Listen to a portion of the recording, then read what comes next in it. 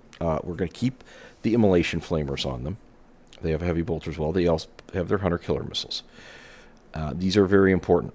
And finally, we have 2 rhinos. Now, if you'll recall, I played around with different configurations, and I finally settled on the 4 sister squads, mainly because they are cheaper than Dominions or Retributors. And what you're going to do is 2 of the squads are going to go with the Palatines into the rhinos.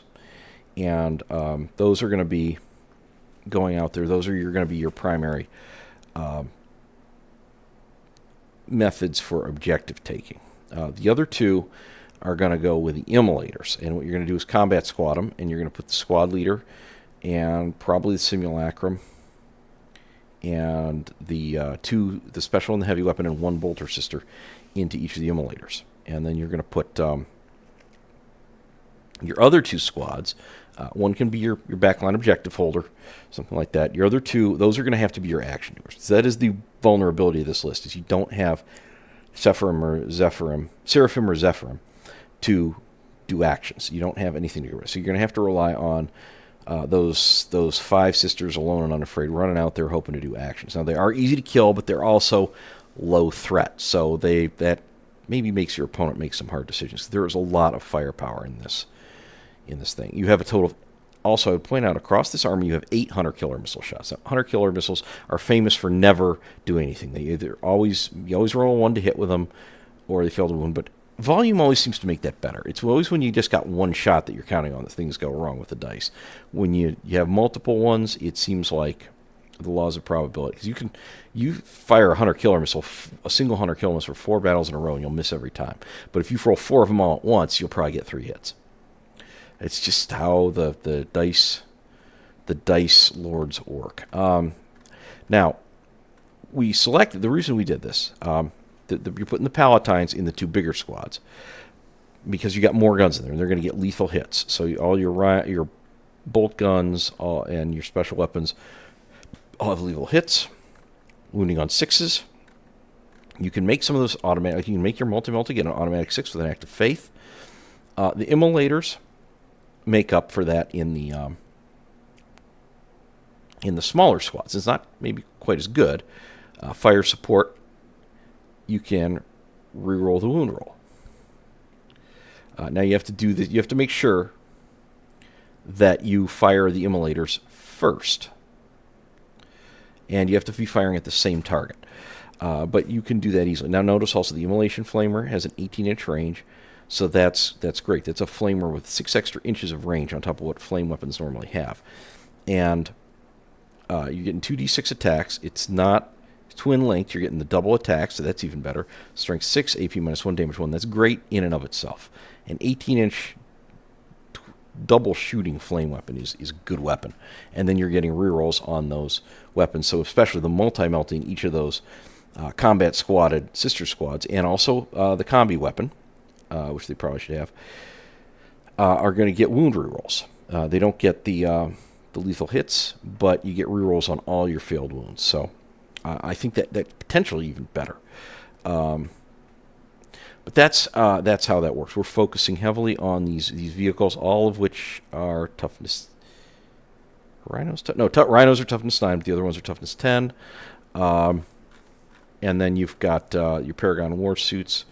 They are toughness. I forgot. They are toughness 6, which is no slouch. And then if we go back up, Morphin Vol, she's also toughness 6. So until they get out of their vehicles, we are not exposing vulnerable sisters' bodies to enemy alpha strikes right at the beginning. So that's that. I think this one has a lot of play. Like I said, it does have a weakness. There's no fast action doing units in it. You might want to rethink that a little bit. It's possible. You might want to play around with it a little. But I think that this is a strong idea here. At least the seed of a strong concept. Now, finally, we have one this one's maybe potentially a little bit funny.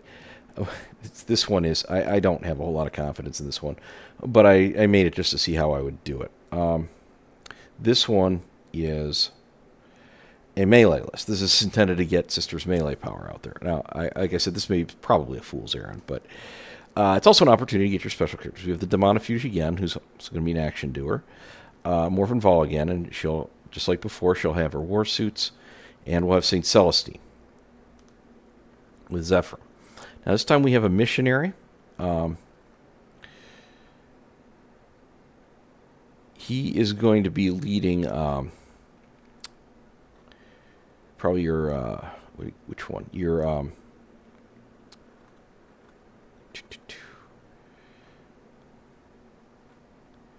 he is going to be leading your Novitates, because we're going to bring some Novitates. With a Palatine, she's going to be leading the Celestians. And the Preacher here, he is going to be leading the Arcoflagellants, giving them +1 to wound. Sorry, I had a brain fart there. So we've got a squad of Arcoflagellants, max size. Sustained hits, twin linked, and they're +1 to wound. So that is going to make them wound pretty easy. There's no AP there, but they'll get work done. Sacrosancts, they become -1 to wound with a Palatine, and they get lethal hits. So that should be relatively effective. Repentia, 2 squads of them. Not a whole lot needs to be said about them. I'm probably going to want to either Rapid Ingress, or I think I added a Rhino for 1 squad of them. Sisters Novitate, they're going to be led by the missionary. They're going to get sustained hits.